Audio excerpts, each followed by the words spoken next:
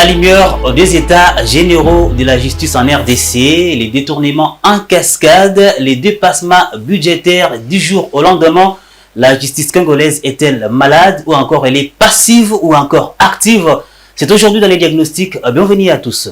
Tout ceci, c'est avec moi et Igor Biwaka. Salut. Salut, ça va? Bonjour Fulgence, merci. Et pour ce faire, les cocktails sera garnis avec notre invité de charme à la personne de monsieur Jean-David Okoloba Labor, maître qui est juriste mais également une personnalité libre penseur de la RDC. Nous vous saluons en vous recevant ici chez nous. Bienvenue. Bonjour maître. Merci.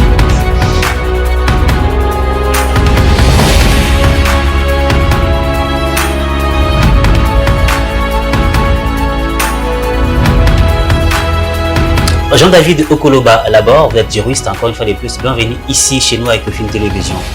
Avec vous, c'est la justice congolaise qu'on va essayer de diagnostiquer dans sa profondeur.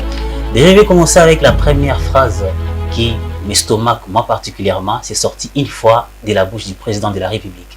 La justice congolaise est-elle malade? Encore une fois, merci de votre invitation. Il est quand même difficile de pouvoir contredire le chef de l'État. C'est lui qui est le garant de la nation et le garant du bon fonctionnement des institutions. Lorsqu'il fait un diagnostic, comme votre émission d'ailleurs, c'est qu'il a approfondi la matière et il en est arrivé à une telle conclusion. Donc, il est le magistrat suprême. Et donc, lorsqu'il fait une telle déclaration, je pense que c'est en connaissance des causes. Et je pense qu'il n'a pas tort de pouvoir le dire. C'est ainsi qu'aujourd'hui, nous avons ces assises des états généraux de la justice congolaise.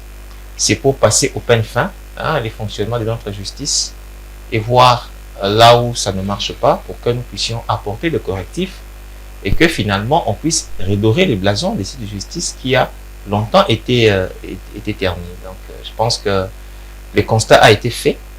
La thérapeutie est en train d'être trouvée. Je pense que nous sommes sur la bonne voie. Les magistrats suprêmes, c'est lui-même le président de la République. Quand tu trouves la justice congolaise malade, selon ses dires, vous, étant que juriste, n'entrez pas dans les mots du président, mais comment avez-vous diagnostiqué la justice congolaise de votre part? Ce n'est même pas une question d'être juriste ou pas. Vous savez, la justice est rendue pour les justiciables, pour l'ensemble de la population. Donc, si vous balancez votre micro aujourd'hui au sein de la couche de la population, je pense que la conclusion sera la même.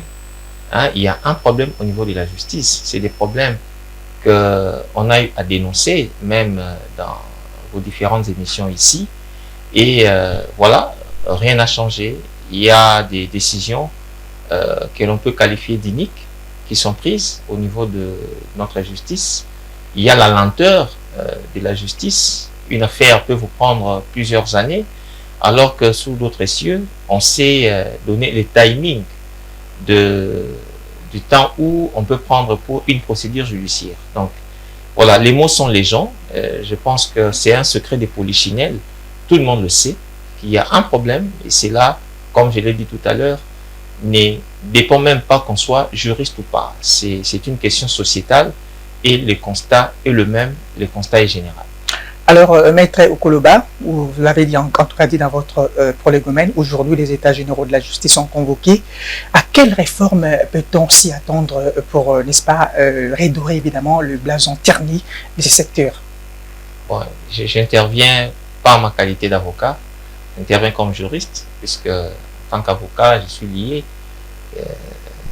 Il y a des choses que je ne sais pas dire. Puisque on est soumis à certaines contraintes. Et là, j'interviens comme juriste indépendant. Je suis en train de mettre mon opinion. Donc, sauf que vous puissiez m'appeler monsieur en lieu de place des maîtres. Évidemment. Okay. Oui, alors, vous avez demandé ce que l'on peut attendre de ces assises des états généraux.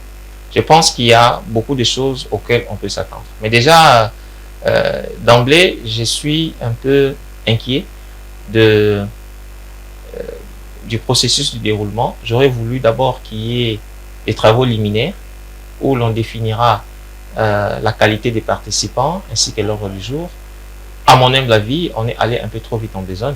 Mais j'espère qu'il y aura des solutions qui seront concluantes. Aussi, faudra-t-il aussi, passez-moi la répétition, ne pas oublier qu'il y a eu des assises dans le passé qui ont diagnostiqué... En 2015, je crois bien. En 2015, il ne faut pas non plus oublier la conférence nationale souveraine qui a également diagnostiqué des fonds en comble le dysfonctionnement de notre justice et a proposé des solutions. Moi, je pense qu'on devrait aussi commencer par examiner toutes ces résolutions, voir les taux d'exécution et ensuite passer à ce qui n'a pas été fait pour que l'on puisse réajuster les choses, pour qu'on arrive à 80, 90, voire 100% du fonctionnement de notre justice.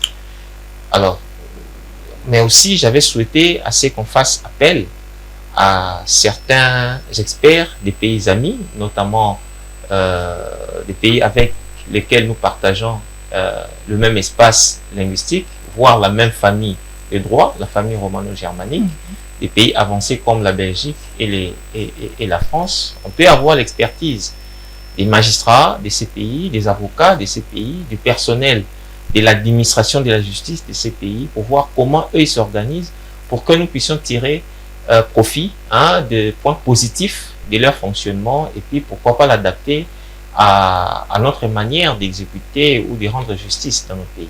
Alors, dans le fond, bon, ça, en fait, vous avez fait une lecture, je dirais, aspectuelle, n'est-ce pas, de ce que devrait être, évidemment, la tenue de ces états généraux. Mais j'aimerais bien, puisque j'aimerais bien, en fait, me ressasser ici, dans le fond, en tout cas, de réforme.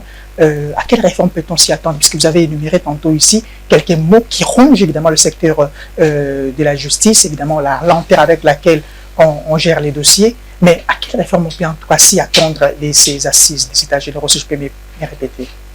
Bon, dans le fond,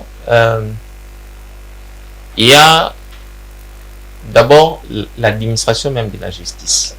Puisque très souvent, on pense que la justice, c'est les magistrats. La justice, c'est tout un appareil. C'est tout un organe.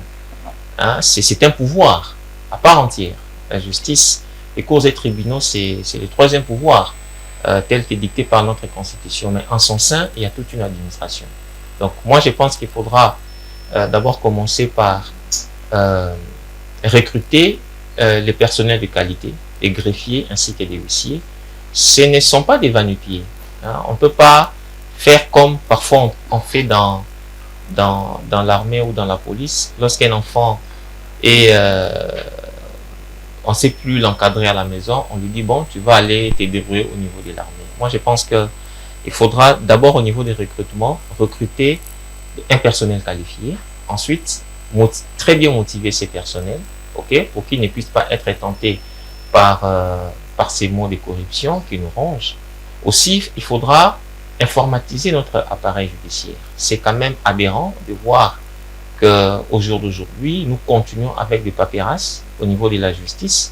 Vous allez, pour la rédaction d'un document, il faut attendre plusieurs jours avant que l'on signe parce qu'il y a toute une pile des documents qui sont là. Il n'y a qu'un seul opérateur de saisie, voyez-vous. C'est quand même un problème. On peut informatiser, mettre ces matériels en réseau pour que l'administration de la justice puisse se faire assez rapidement. Aussi, il faut qu'il y ait une certaine orthodoxie dans la gestion des dossiers judiciaires. Hein. Parfois, vous allez devant nos cours et tribunaux, on vous dit tel dossier, on ne le retrouve pas. Ouais, c'est quand même étonnant à ce stade ici que l'on puisse encore connaître des tels débuts au niveau de l'administration de la justice. Mais il y a également les organes tels que le Conseil supérieur de la magistrature qui doit être réformé. C'est un organe très important, ok, dans les recrutements ainsi que dans l'administration de la discipline, hein, dans le chef des magistrats. Donc il faudra aussi penser, je pense ici, je l'avais dit tout à l'heure, il y a une loi à l'époque du député Garis Sakata qui avait préconisé à ce que le chef de l'État puisse intégrer les conseils supérieurs de la magistrature. À l'époque, il a été mal compris, mais je pense qu'aujourd'hui, sa démarche est comprise. Je pense qu'il y a nécessité à ce que le chef de l'État, qui est le magistrat suprême, puisse intégrer les conseils supérieurs de la magistrature. C'est là, lui-même pourra palper du doigt les réalités de ces corps, ok, et il pourra également apporter des solutions idoines. Mais il y a aussi les critères de recrutement des magistrats. À une époque, on a dénoncé que dans les corps des magistrats, on a même retrouvé des infirmiers, des agronomes, même des gens qui n'ont même pas des diplômes d'université. Ça, c'est un problème. Si déjà au niveau de la justice, on dénonce les cas de tricherie, les cas de recommandations pour que un monsieur puisse être recruté magistrat, ça pose problème. Moi, je pense qu'il faudra renforcer les recrutements. J'aurais même voulu assez qu'avant de recruter un magistrat, que ces juristes puissent déjà avoir une certaine expérience ou une certaine expertise dans les domaines juridiques, même pendant 5 ans. On ne peut pas prendre un novice qui vient juste de finir l'université, le mettre dans le bain de la magistrature, parfois sans formation propice. Cela peut également poser problème. Vous avez tantôt parlé de plusieurs mots qui rongent la justice congolaise et moi j'ai retenu la corruption, qui est d'ailleurs liée au détournement. En RDC, c'est presque devenu un sport favori, beaucoup plus pour les politiques de la RDC. On décrit les détournements du jour au lendemain et les détournements fait place à la corruption. Quand on détourne, on est mis face à la justice et quand on est face à la justice, on a l'argent, on fait recours soit à la corruption, je peux le dire entre guillemets parce que je n'ai pas de preuves pour cela. Qu'est-ce que vous, les corps juristes, dans l'éthique de votre métier, vous faites pour lutter contre la corruption? Ben, je n'ai pas trop insisté sur la corruption puisque c'est un fléau général. Cela n'est pas dénoncé qu'au niveau du corps magistral. Mais je vais répondre à votre question, mais je voulais aussi revenir sur la distribution même des dossiers au niveau de la justice. Aujourd'hui, lorsqu'on est chef d'une juridiction, on a un pouvoir discrétionnaire. On décide à quel magistrat confier un dossier. Si c'est un dossier juteux, je donne à un magistrat qui est proche de moi. Et puis voilà, on sait ce qui se passe. Donc, à ce niveau-là, il faudra aussi réorganiser les choses. Il faut qu'il y ait une répartition équitable des dossiers judiciaires et à titre impersonnel. Okay? Puisqu'un magistrat ne peut pas traiter un dossier d'un proche, par exemple. Voyez-vous? La loi prévoit qu'il puisse ne pas recevoir un tel dossier, mais dans les faits, dans la pratique, c'est là c'est fait. Mais il y a aussi les affectations des magistrats. Vous allez trouver un magistrat qui a fait 10, 15 ans, ok, dans une même juridiction. Il n'y a pas de mutation, il n'y a pas de mouvement des magistrats. Cela pose problème. Lorsqu'on est habitué à quelle incidence, sans pourtant vous interloquer, ça peut avoir quelle incidence le fait qu'un magistrat puisse passer autant d'années dans une même juridiction, comme vous l'avez dit, 10-15 ans? Ben, d'abord, lorsqu'on est habitué à recevoir le même justiciable, il y a des liens qui se créent, ok, et on perd en objectivité. C'est ça les dangers. Et puis... mais votre déontologie professionnelle ne vous recommande pas de perdre, évidemment, en objectivité. Vous êtes obligé d'être toujours objectif dans le traitement de n'importe quel dossier. Non, vous savez, l'être humain, c'est un être qui doit toujours être canalisé. C'est un peu comme l'eau. Ok? Ce n'est pas pour rien qu'on a prévu les lits pour la rivière. C'est pour canaliser le coulement de la rivière.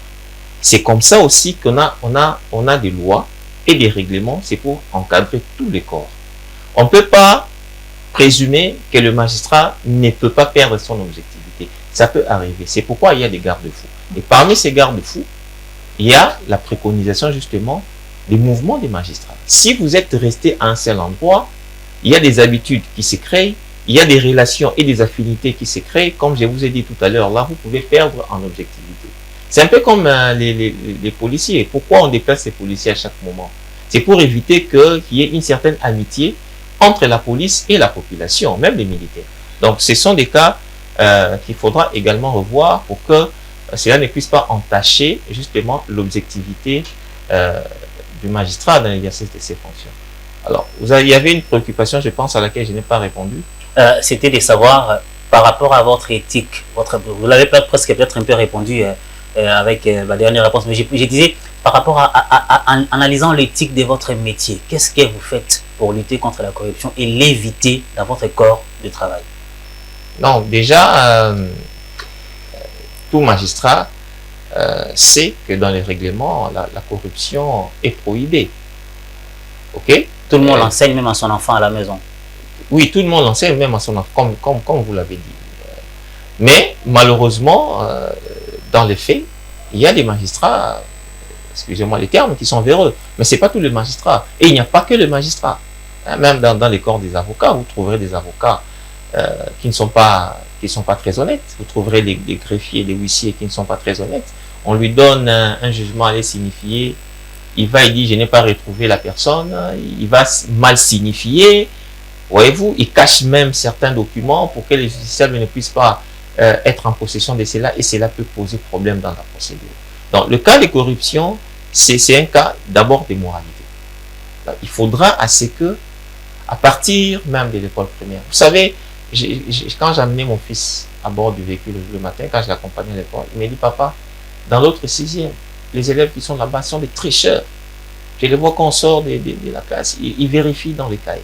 Déjà, quand l'enfant triche à l'école primaire, quand l'enfant triche au niveau des secondaires, mais c'est un tricheur à vie, voyez-vous. Donc, même si il devenait magistrat, médecin, ministre ou député, pensez-vous qu'il changerait ses habitudes de tricherie? Non. Et la corruption commence avec la tricherie, voyez-vous. Donc, c'est un travail que nous devons commencer à faire en amont. Savoir que la tricherie, la corruption sont des fléaux qu'il faudra combattre. Ce sont des antivaleurs qu'il ne faudra jamais adopter. Mais ne vous en faites pas. La corruption, ce n'est pas seulement dans notre pays. Même ailleurs, il y a ces problèmes de la corruption. Mais les pays assez avancés savent appliquer la loi dans sa rigueur. C'est que nous avons du mal à pouvoir faire. Voilà pourquoi nous avons difficile à pouvoir éradiquer ces fléaux qui est la corruption. Mais cette corruption est due à quoi? Pourquoi un magistrat doit se faire peut-être corrompre? Cela n'est pas dû à peut-être aux émoluments qui vous touchez. D'ailleurs, pour compléter la question de Fulgence, comment la justice congolaise peut-elle se comporter pour faire face, n'est-ce pas, à ces maux qui gangrènent évidemment le secteur, je dirais d'abord judiciaire de notre pays? C'est d'abord une question des animateurs eux-mêmes. Les animateurs doivent savoir que ce sont des modèles, ce sont des élites. Si vous-même, qui êtes censé corrompre la corruption, vous êtes corrompu, pensez-vous que vous allez éradiquer la corruption dans le pays? Absolument pas. Pour revenir à la question des Fulgence, c'est pas une question d'émolument, c'est pas une question de salaire. Je vous ai dit l'autre fois que celui qui est payé 500 $ va se faire corrompre avec 1000 $ s'il n'a pas une bonne moralité. Celui qui touche 1000 $ va se faire corrompre avec 2000 $ et ainsi de suite. Mais les cas de corruption, j'aimerais pas que l'on puisse singulariser cristalliser ces problèmes autour des magistrats. C'est un problème général. Ok? Mais on a, à un certain moment, on a parlé de l'affaire des 10%. N'est-ce pas? Même au niveau du gouvernement, même dans le sport. Ce n'est pas des magistrats. Donc, c'est une question de moralité. Il faudra assez que l'on puisse se remettre en question. Nous devons être formés dès le bas âge.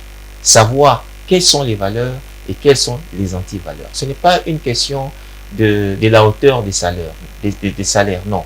C'est une question des valeurs. C'est vrai que maître, sans pour autant en tout cas vous interloquer, monsieur, comme il va vous voilà, monsieur Okoloba, c'est vrai que c'est, comme vous l'avez en tout cas si bien évoqué, la corruption c'est vraiment un problème de moralité. Mais si la justice vraiment présentait bonne figure, je ne crois pas que ces problèmes allaient élire son domicile dans le chef de Congolais. Ne voyez-vous pas cela sous cet angle de vue? Mais justement, tous les éléments que nous avions élucidés à notre introduction, vous m'avez posé la question, quelles sont les solutions que vous préconisez pour que notre justice puisse marcher? Je pense que nous avons donné toute une litanie de solutions et je pense que si ces solutions-là sont appliquées, on pourra comme ça, graduellement, arriver à pouvoir réduire. Parce que éradiquer la corruption, je peux dire que c'est impossible. Mais on pourra sensiblement réduire le taux de corruption dans notre pays. Peut-être que ces solutions-là sont citées de manière vague ou encore éparse. Sur quoi peut-on prioritairement se concentrer pour tirer, n'est-ce pas, notre justice de sa morbidité, si je peux le dire ainsi? Non, les solutions ne sont pas vagues. Les solutions que nous avons proposées sont des solutions concrètes. Mais c'est bon, je comprends votre souci. Je comprends votre souci. Vous savez, éradiquer la corruption ne viendra pas avec un coup de baguette magique. C'est tout un processus. Et ça prendra du temps. OK? Donc, toutes les solutions que nous sommes en train de préconiser, si ces solutions-là sont mises en œuvre, vous allez voir, graduellement, petit à petit, nous allons commencer à réduire les taux de corruption. J'ai suivi que le ministre de la Justice préconisait l'instauration d'un parquet financier. Bon, C'est l'une des questions qu'on devrait évidemment vous poser. Il n'y a pas de souci. Je ne suis pas contre, mais je ne pense pas que cela puisse être une solution magique. Puisque le problème, c'est de ne pas multiplier le nombre d'institutions ou d'organes de répression.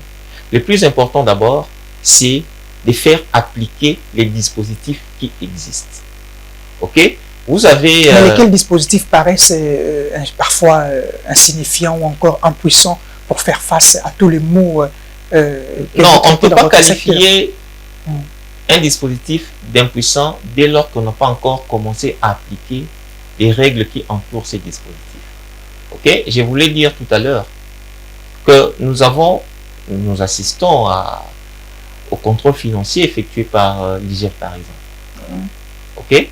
L'IGF fait des contrôles, ils attrapent des mandataires, la main dans le sac, ils les mettent à la disposition de la justice. Pensez-vous que ces gens-là ne sont pas punis parce qu'il n'y a pas un parquet financier? Non? La loi prévoit les détournements des deniers publics. La loi prévoit la corruption, n'est-ce pas? Les parquets des droits communs sont là pour réprimer justement ces différentes infractions. Si le parquet ne les fait pas actuellement, alors que le parquet a le pouvoir de pouvoir le faire, pensez-vous que si on instaurait demain le parquet financier, celui-là va faire le travail que le parquet peut-être certainement que les animateurs qui se trouvent au sein de ces parquets n'ont pas compétence à les traiter aux questions économiques et financières. C'est pour cette raison qu'on est en train de préconiser, en tout cas, n'est-ce pas, l'installation de ces parquets financiers avec des personnes, encore des animateurs qui auront justement parler des animateurs, voilà. N'est-ce pas? C'est pourquoi je vous ai dit, nous devons d'abord aussi revoir la manière de recruter les magistrats. OK? Quelle est la qualité des magistrats que nous recrutons et quel est le mode de recrutement? Évidemment, sur le plan structurel, il n'y a pas de problème. Mais dans le fait... Trop souvent, c'est après un concours. Oui, après un concours. Mais ces concours, comment il est organisé? Il y a des méfaits, n'est-ce pas, que l'on dénonce. Des recommandations. On dit même qu'il y a des fuites de questions. OK? Je l'ai dit sous réserve de vérification puisque cela n'est pas prouvé. Mais en tout cas, c'est des faits qui sont dénoncés. Vous pensez que si demain on instaurait le parquet financier, le même flot ne vont pas revenir. Donc c'est comme ça que je suis en train de vous dire. Le plus important, ce n'est pas de multiplier les organes. Le plus important, c'est d'abord être rigoureux dans l'application de la loi. Commençons d'abord par là. Okay? Si nous trouvons que les organes qui sont là, les règles qui sont là, bien que appliquées, ne répondent pas aux attentes et aux aspirations, en ces moments-là, on pourra passer à une nouvelle solution. Mais, comme je l'ai dit, je ne suis pas contre. Si on estime que cela est la solution idoine, on peut toujours tenter, mais à mon humble avis, ce n'est pas une solution magique.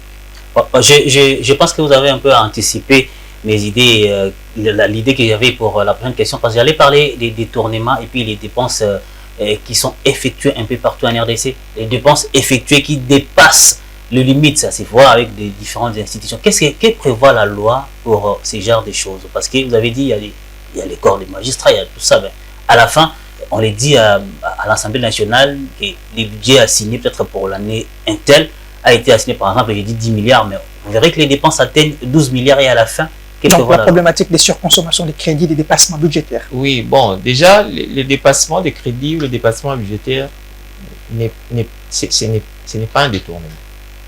Ce n'est pas non plus une corruption. Non plus une infraction. Je vais y arriver. La gestion du pays, je vous donne un exemple. Nous avons arrêté un budget, ok, une catastrophe naturelle arrive. Cette catastrophe nécessite à ce que l'État puisse décaisser des fonds puisque cela a été produit. Au finish, on arrivera au dépassement budgétaire puisque nous devons faire face à une situation ponctuelle, n'est-ce pas? Vous n'allez pas dire qu'il y a détournement. Il y a détournement lorsque les fonds qui ont été assignés pour telle chose ont été affectés à autre chose. Ok? En ce moment, on parlera des détournements. Mais là, c'est une ligne budgétaire, mais malheureusement, le besoin qui se présente est au-delà des prévisions qui avaient été faites. Il faut prouver que les besoins qui sont présentés sont au-delà. Oui, justement, il faut les prouver. Mais actuellement, alors, si je peux prendre quelques exemples en citer, si vous verrez qu'il n'y a pas... C'est noir sur blanc, qu'il n'y a pas eu des catastrophes naturelles, il n'y a pas eu des lignes qui sont arrivées qui pouvaient contraindre les dépenses à être dépassées de manière colossale. Oui, mais il y a aussi, il y a aussi des besoins de sécurité qui se présentent, n'est-ce pas? Il y a un budget alloué à cela. Oui, il y a un budget assez là. Un pourcentage un peu. Oui, mais vous n'allez pas demander au 1-23 d'attendre l'exécution des budgets avant de faire éclater la guerre. S'il y a une nécessité, c'est un exemple que je donne. Donc, il y a comme ça, je voulais tout simplement vous dire que le dépassement budgétaire n'est pas une infraction. Faudra-t-il prouver que les fonds qui ont été alloués, ok, soit ont été détournés à autre chose ou alors ont été mis dans les poches des individus. Mais les dépassements, généralement, ça c'est l'orthodoxie financière. Ok, et la Cour des comptes est là pour ce faire. C'est ça d'ailleurs le rôle de la Cour des comptes. Veiller à ce que les budgets qui a été arrêtés puissent être respectés jusqu'à la fin. Et la Cour des comptes a le devoir, l'obligation de pouvoir faire cet encadrement budgétaire. Bon, j'espère que les moyens qui sont alloués à l'inspection générale des finances, les mêmes moyens pourront également être alloués à la Cour des comptes, ok, pour que la Cour des comptes puisse être au moins aussi efficace que l'inspection générale des finances, pour que, et puis il n'y a pas que ces deux organes, il y a plusieurs organes de contrôle des finances qui sont malheureusement en veilleuse, peut-être faute des moyens de fonctionnement, et Dieu seul sait si elle n'est pas fait à dessein, puisque c'est l'exécutif qui doit mettre ses moyens en jeu pour que ces organes de contrôle-là puissent être effectifs. Donc, alors, puisque nous parlons en fait de crédit budgétaire, Monsieur Okoloba, oui. Alors, que pensez-vous en fait du budget alloué au secteur de la justice en République démocratique du Congo? Est-il suffisant? Est-il insignifiant? Quelle est votre lecture par rapport au budget alloué au secteur de la justice? Pour son fonctionnement, évidemment. Non, ce serait démagogique de dire que le budget alloué est suffisant ou insuffisant, puisque je ne fais pas partie de l'administration de la justice. Okay? Il faut avoir tous les éléments en sa possession.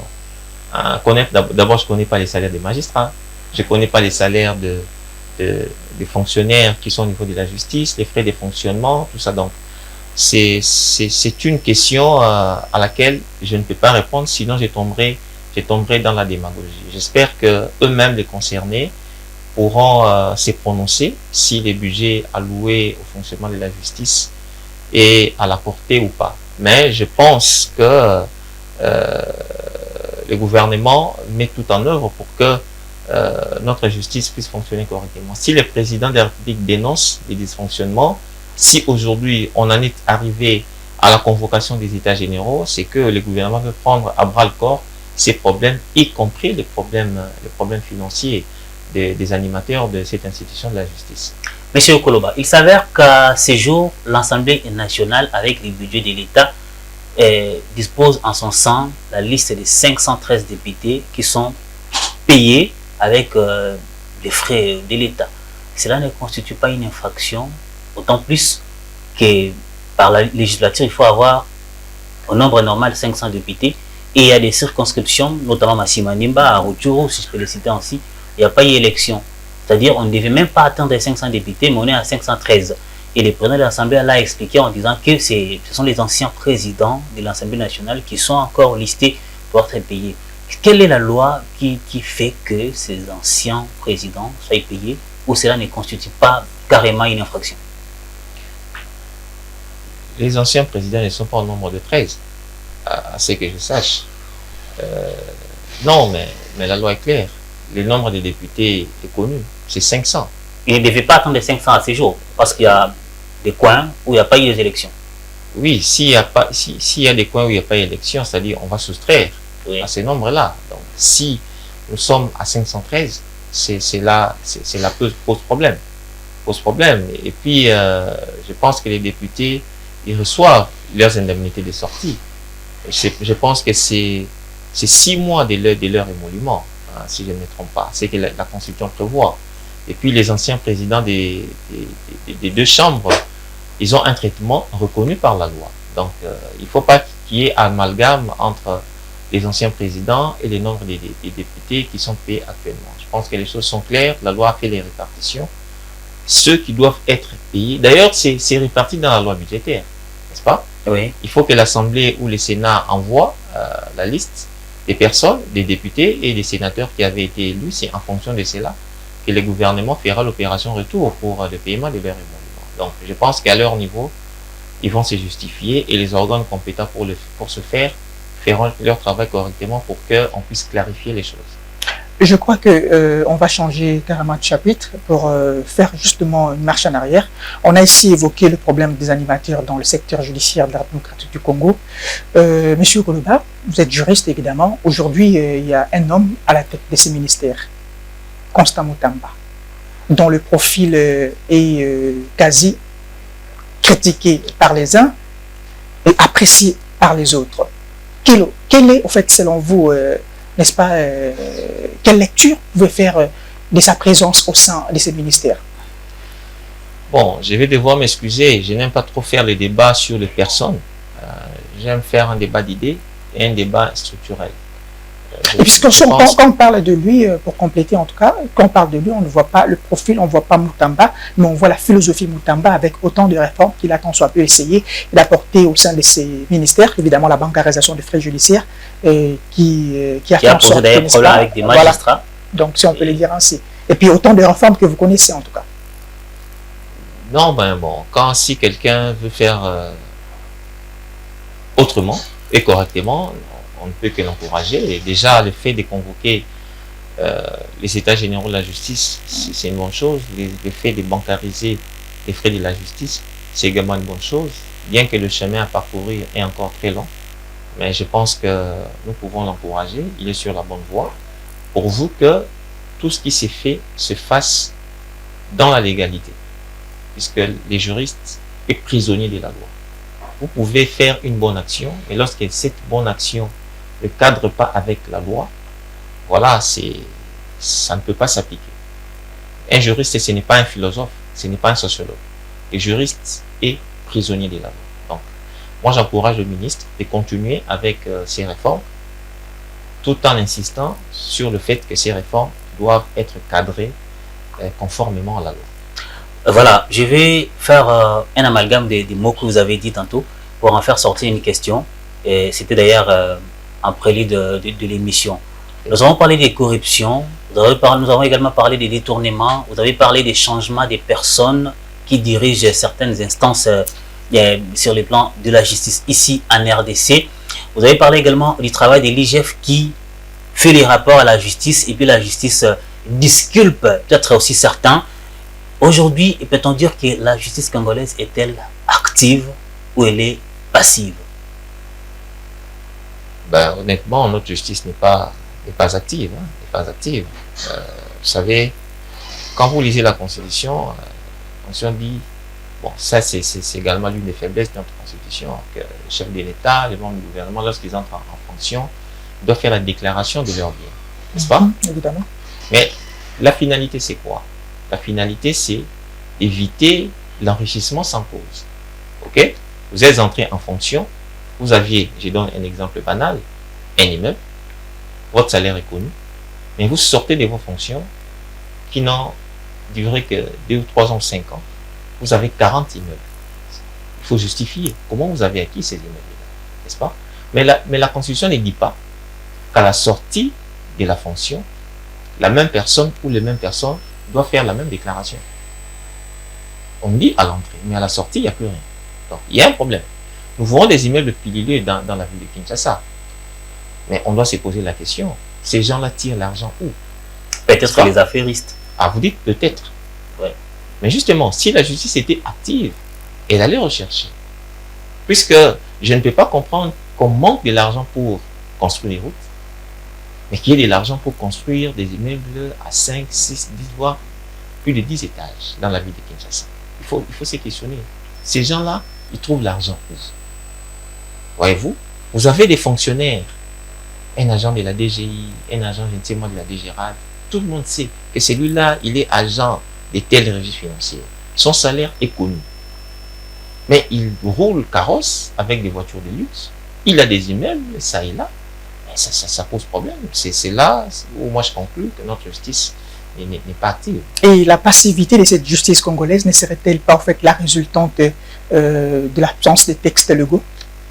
Ou l'application de ces textes qui manquent? Justement, voilà. Nous avons des beaux textes. Mais le problème, c'est que nos textes ne sont pas appliqués. Évidemment, il y a des textes qui nécessitent révision, réforme, correction, qui doivent évoluer avec les temps, puisque le droit évolue avec les temps, avec la technologie qu'on sort. OK? Mais notre plus grand problème, c'est l'application des textes. Quand vous lisez même les préambules de la Constitution, le premier mot qui ressort, c'est l'injustice, l'impunité que nous devons corriger. Mais depuis 2006, avons-nous corrigé cet aspect des choses, de l'injustice, de l'impunité? Chacun pourra répondre à cette question. Vous parlez de la Constitution, Voilà, maître, parler de la Constitution, en fait, c'est le sujet d'actualité. Changement de la Constitution, révision constitutionnelle, ça fait débat. Quel est votre point de vue à ce sujet? Bon, c'est vrai, ça fait débat. Mais je ne sais pas si le président parlait du changement ou de la révision constitutionnelle. Parce que le président l'a dit à Kisangani. Oui, il a dit il était à Chopo, à Kisangani. Vous êtes journaliste, informez-moi. Oui, je vais dire tout ce que le président dit. Je vais me répéter. Je vais en fait aller mot par mot, paraphraser mot par mot. Le président dit cette constitution, c'est une constitution des étrangers, oui, des belligérants, entre parenthèses. Je veux instituer une commission de discipline en 2025 pour statuer et changer cette constitution. C'est ce qu'a dit le président. Et vous allez remarquer qu'à ce jour, les acteurs politiques clés, trop souvent de la mouvance présidentielle, s'activent déjà dans des matinées politiques pour annoncer avec vive voix et force la révision ou les changements catégoriques de la Constitution. Ça divise, parce que moi j'ai suivi également les professeurs Mbata, excusez-moi de citer son nom, c'est un constitutionnaliste qui est membre de la mouvance présidentielle, qui n'est pas totalement pour ces changements. Votre analyse? Bon, si le président dit que notre constitution, c'est une constitution des étrangers, le président n'a pas totalement tort.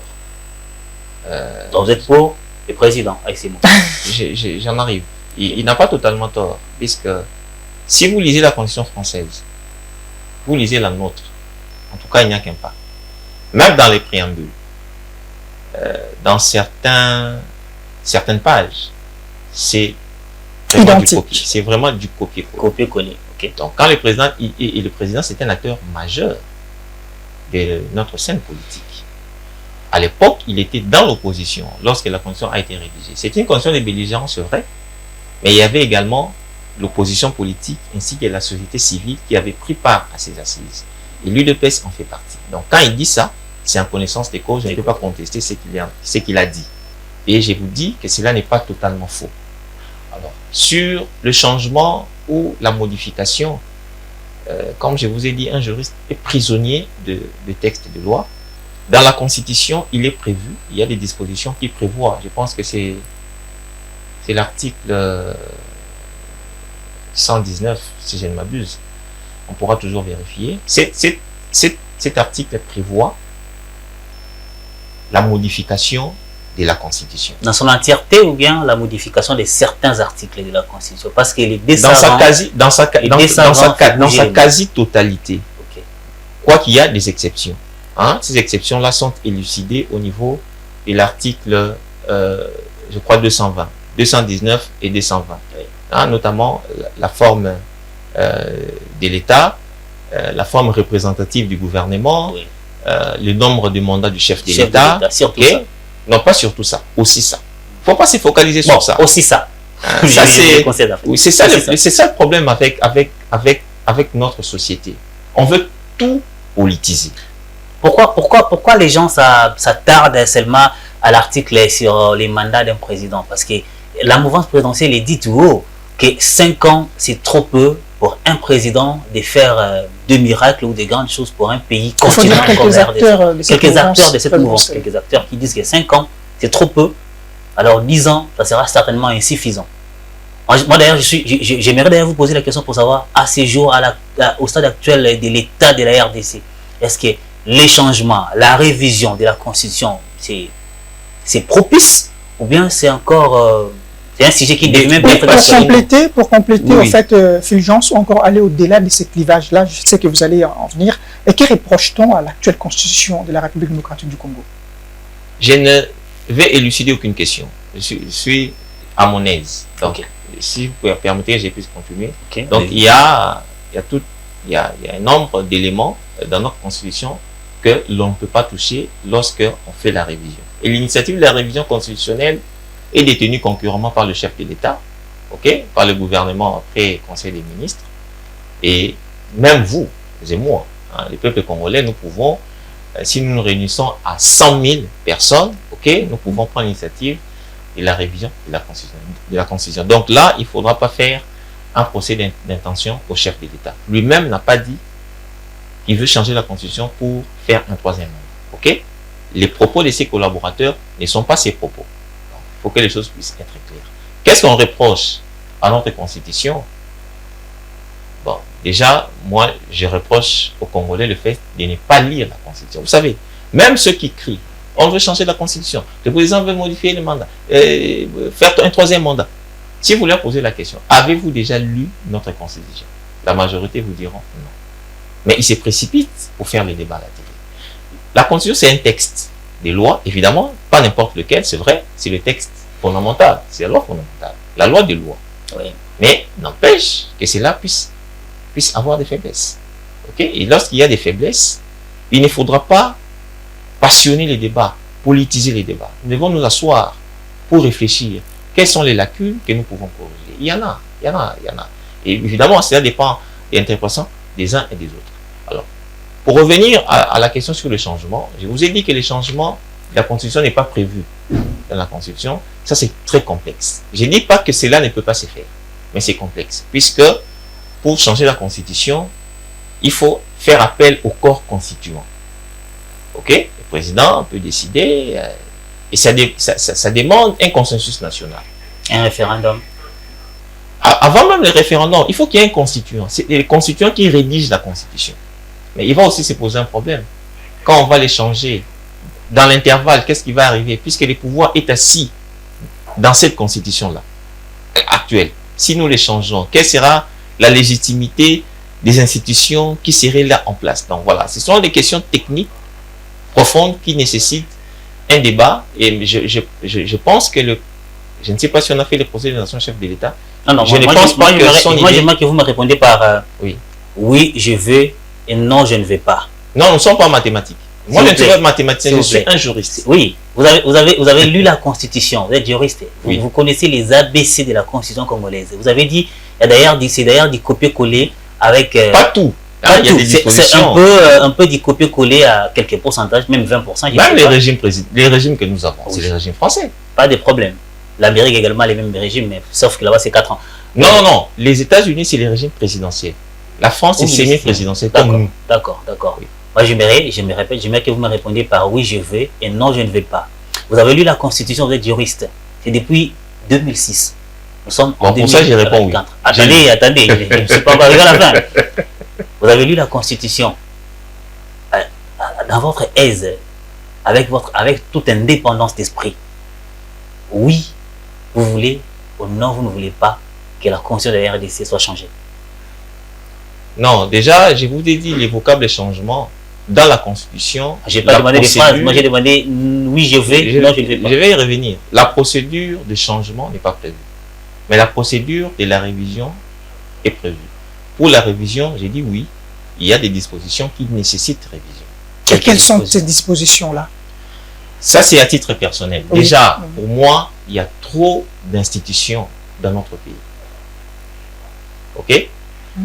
Pensez-vous que nos villes sont mieux gérées maintenant qu'il y a une assemblée provinciale et un gouvernement provincial avec des gouverneurs provinciaux que lorsque les gouverneurs des villes des provinces étaient nommés par le chef de l'État? Je ne pense pas. Vous avez beaucoup d'institutions que les gens ne connaissent même pas. Les conseils économiques et sociaux, par exemple. Oui. Ça fait quoi dans ces pays? Ils ont déjà donné quel conseil économique et social au gouvernement? C'est constitutionnel d'ailleurs. C'est constitutionnel, justement. On parle de la Constitution. Voyez-vous? Donc voilà, il y a comme ça beaucoup d'éléments. La Constitution dit que le mandat du chef de l'État, le président lui fait 2 mandats. Une fois renouvelable. Hein? N'est-ce pas? Oui. Est-ce que la Constitution a prévu le cas de Joseph Kabila, par exemple? S'il décide aujourd'hui, dit, moi je suis candidat en 2000. La prochaine, c'est quand? 2028. Qu'est-ce qu'on va lui dire? Certains disent que la Constitution prévoit qu'il peut se représenter parce qu'il s'est reposé, La Constitution n'a disent... rien dit. La Constitution dit on fait 2 mandats, point barre. C'est comme la France. Quand on vous dit que nous avons fait du copier-coller, ne doutez pas. Même en France, on parle de 2 mandats. Mais la Constitution ne dit pas si le président fait 2 mandats ou 1 mandat, il s'en va. Ou 2 mandats, il s'en va. Va-t-il revenir au cas où la Constitution serait révisée ou changée, Félix Tshisekedi partira avec la Constitution qu'il a en fait instituée depuis 2019, ou bien il va rebondir pour une nouvelle Constitution après avoir consommé ces 2 mandats. Pourquoi vous focalisez sur cette question? C'est moi qui pose des questions, vous répondez. Bon, excusez-moi. Bon, je réponds. Si le président... D'abord, ce n'est pas le président qui va réviser ou changer la Constitution. C'est lui qui mettra en place la commission des disciplines. Ça nécessitera un consensus national. Mais au stade actuel, l'article 220 dit clairement que le président de la République fait 2 mandats et que le mandat du président fait partie des éléments que l'on ne peut pas modifier. Donc, s'il y a modification, ces points-là ne seront pas touchés. Mais s'il y a changement, les changements c'est autre chose. Les changements est différent de la révision. Quand on parle de changement, c'est une nouvelle constitution et en principe, les compteurs devraient être remis à 0. Mais on n'en est pas encore là. Même pour Joseph Kabila. Pardon? Même pour Joseph Kabila. Mais c'est un Congolais comme tout autre. En tout cas, monsieur Jean-David Okoloba, nous sommes presque arrivés à la fin. Ben, je vais vous poser une dernière question, c'est une question d'actualité. Les élections américaines, c'est arrivé. Donald Trump est revenu à la tête de ces grands pays, enviés par plusieurs. Les attentes des Africains, particulièrement la RDC avec la politique de Trump que nous connaissons, la politique des républicains, si je peux le dire comme ça, que nous connaissons, il est trop fort avec les systèmes migratoires. American First, l'Amérique d'abord, l'Amérique aux Américains. Oui, on a entendu les élections dans tous les salons de la RDC, un peu partout dans le monde. Trump gagne, Kamala gagne. Mais qu'est-ce que nous, Africains, particulièrement nous, Congolais, devrions attendre de la politique de Trump ou de la politique des républicains? Bon, d'abord, les gens qui nous suivent constatent que j'ai transpiré. Ça n'a rien à voir avec le fait qu'on a parlé de la Constitution. C'est un peu chaud, vu le temps passé. Bon, ce n'est qu'une coïncidence.